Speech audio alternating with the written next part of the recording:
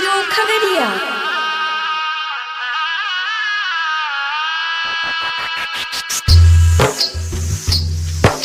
मांगी चांगी करतावे छठ माई के परब हो। मांगी चांगी करतावे छठी माई के परब हो। छठी माई के परब हो। लालन मदीना बाजिन काहे मोर सजनमा। लालन मदीना बाजिन काहे मोर सजनमा। ए छठी मैया पूरा दाना मोर सपनम। ए छठी मैया पूरा दाना मोर सपनम। लालन मदीना बाजिन काहे मोर सजनमा। लालन मदीना बाजिन काहे मोर सजनमा।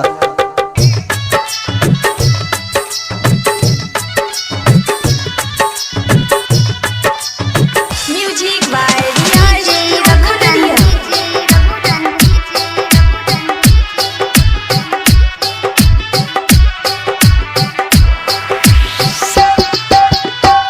सास नदिया हे मैया मारै छै ताना। के न कहिया दिलवा के हाल हे। सुन लागे बेटा बिना हमरो अंगनमा। पूरा दान हमरो तो याद हे। पूरा दाना हमरो तू आरामनमा। लालन मदीना बाजिन कहै छै सजनमा। लालन मदीना बाजिन कहै छै सजनमा।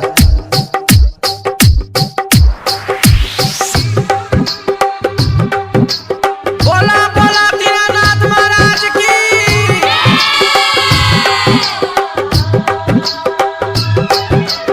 Music by DJ Khagaria.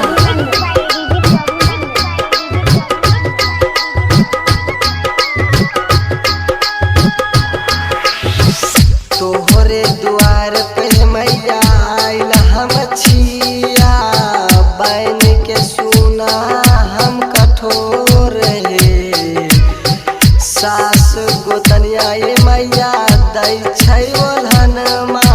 एही सोची बहै छै लोर हे। राइटर यामित हे बंटी राज गाबै छ तोहर भजनमा। लालन मदीना बाजिन